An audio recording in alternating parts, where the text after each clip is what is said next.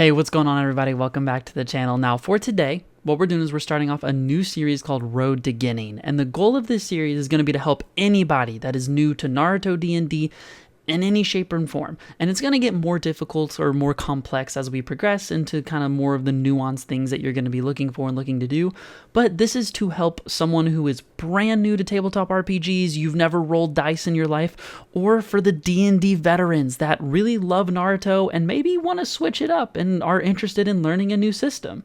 Now, the goal of this first video is simply to set your expectations and explain to you what you should be getting ready for when it comes to Naruto D&D. So we're not going to be diving into character creation or anything like that just yet. It's going to be pretty soon because it's one of the first few things you'll do. But as a first step for getting into Naruto D&D, you need to join the official Naruto 5e Discord server. Okay, there are tons of people in there that are more than happy to help you out, whether it's figuring out where all the different books are. Obviously, I'm going to go over that. But if, you want to talk to people directly to help that way, that's also an option. I also would recommend joining my own Discord server, and this isn't just like a shameless plug for my own stuff. We have a great community there, and they're really good at helping people out, especially new people that come in not knowing things. And I know sometimes there's a bit of that social anxiety when you're walking into a group of people that they're really comfortable with this thing and you're just starting out. The nice thing about going to, let's say, my Discord server versus the official one is there is a lot less people. The official Discord server is very large. It can be very intimidating. So if you're looking for something that's maybe a little less scary, you can start with my Discord server, and then we'll just slowly move you over to the official one where you can find all of the details and things you need to, get your books and all that good stuff. Now, once you've joined those Discord servers and everything, you're kind of on your way already to starting to play, whether that's DMing or being a player. Now, if you're going to be a player, I want to set this expectation very quickly. It is just like regular D&D in that it is hard to find a DM, okay?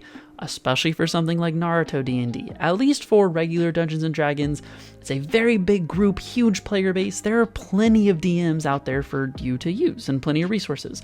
Naruto D&D, while having plenty of people and lots of players, has less of them, obviously. So if you're wanting to just be a player, understand you're going to be fighting a bit of an uphill battle to actually find your group, but when you do, I promise you it is worth it. I just always want to make that point clear because a lot of people step in just ready to start going, and unfortunately it's not like a game of Valorant where you can just log on, hit the Q button and start playing. There's a process to it. So moving away from that stuff, I want to get into the things that if you're moving from an old tabletop system or just a different one, some things that you're going to find interesting or maybe that you don't expect in the Naruto D&D system. And the first and biggest change is just the numbers. Your numbers for this system are bigger than almost any other system. That is the dice you roll, the amount of dice you roll, the health you have, the health enemies have, your AC, your to hits, your whatever. It's basically all bigger, and it still stays fairly contained and fairly balanced because everything's scaled up a little bit, but I think it's really appropriate for the system. I mean, you are magic wizard ninjas, you're gonna be powerful, and the system does a really good job of making you feel more powerful while not making it just outrageous and giving everyone like a plus 20 to hit at level 3 or something like that. So don't worry about it being too over the top. Just understand that your numbers and what you're going to be dealing with is more than likely going to be a bit of a one step up higher than what you may be used to in other systems. Now, the last and final part I want to talk about for all of you new players stepping into Naruto 5e, before we get into some things that the DMs need to think about, is your character creation. And the reason being, for a lot of other tabletop RPG systems, you create your character and you do things like your race, your class, all that stuff. In Naruto 5e, your class is replaced by your clan, which if you've seen Naruto, that's going to make a lot of sense to you. But understand, this is dumb, stupid, important, okay? Usually in D&D, you can kind of get away with just throwing whatever race on top of whatever class you want. Obviously, some fit in better with others, but at the end of the day, it's just like a stat boost or some resistances or something like that that you gain. When it comes to Naruto 5e, depending on the race that you pick, you are getting access to sometimes clan-specific jutsus, so jutsus that you would not have access to otherwise. You're getting abilities that will allow you to do things that no other person of said thing can do, which, again, I understand that some races have this in Dungeons & Dragons, but for the most part, if you're a human versus an elf versus a whatever, it's not going to let you play that class all that differently, but rather give you some story elements that maybe change a little bit. For Naruto 5e, it's going to change story elements, it's going to change what your class does, it's going to change what abilities you have, it's going to change almost everything. So just keep in mind when creating your first character that every single step you take is very important for creating a character that is, well, useful, because the numbers are important in this game, but also just fun to play, because if you mix and match too many parts, it can start to become this weird amalgamation of a character that just isn't very fun because nothing really works cohesively. So getting into things that's really going to change for the DM side of things. Now, if you're DMing for Naruto 5e, I'm going to work under the assumption you've probably DM'd something else. And if you haven't, then a lot of these won't apply because you haven't dealt with DMing other things anyway. But if you are hopping into DM a Naruto 5e game or campaign and you've dealt with other systems, there's going to be a few things. One, the numbers are going to be bigger. And yes, I have talked about this before, but not in terms of the DM. Something to keep in mind is, one, not only are obviously the health pools of enemies going to have to be bigger, they're going to have to hit a little harder than you're used to. You're also going to have to be a little more tactical with them. Naruto 5e, with everyone having jutsu, allows for a lot of opportunity for them to be powerful and do very cool, unique things, which means your enemies just have to be smarter a lot of the time. The other thing is, you're going to have to make your checks harder. And what I mean by that is even something simple like a perception check. For example, I am in a campaign right now where we have someone who gets an average of, I think it's a +11 perception check, and that's before they changed their character where they had like a +13 or 14 perception.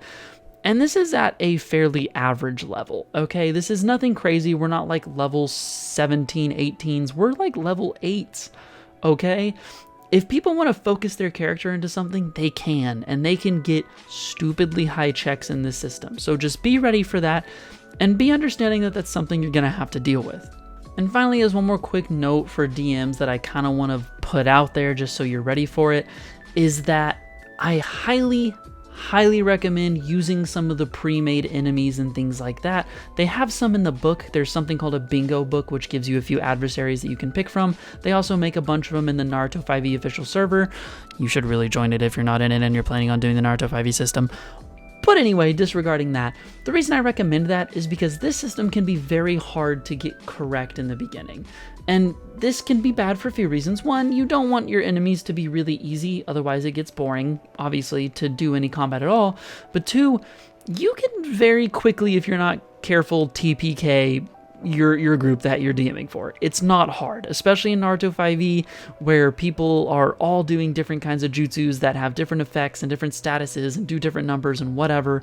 So as a recommendation to you new DMs, I highly suggest using some of the pre-made enemies, and then as you have gone through, start to, work in your own. And the easiest way to do that is you can use the pre-made enemies and just change the flavor of them. Just turn them into something else, but use the same stat blocks for them. Just a quick tip, I'm sure most of you DMs have done something like that before, so this isn't like a mind-blowing tip, but I just wanted to put it out there. Now, I know this was not a super long or super in-depth video. That's not the intention of this. This is really me trying to get people started, giving a base concept of, hey, what to expect, this is how it's going to go. As the series progresses, and especially in the next one, I'm going to start really getting into character creation, how you're going to go about that, where you're going to find that on the Discord servers and all of those things. Again, this is purely an intro video. So I hope y'all enjoyed. If there's any topics in specific that even maybe as a regular player, you're still a little unsure about, or you don't know how to feel about that thing, drop it in the comments. I am more than willing for this series to be a growing thing where y'all as the community kind of decides what you want to hear about and what maybe you think needs to be said or talked about. And hey, as a veteran player, let me know what you wish you would have known, okay? Put in the comments like, hey, I really wish someone would have told me this is how this worked before getting into the system. And then I can share it with everyone else. So I got nothing else to say. I hope you'll have a good one. Subscribe, why don't you? All right, we're back in business. We're making the vids, and I will see you all in the next one. Peace out.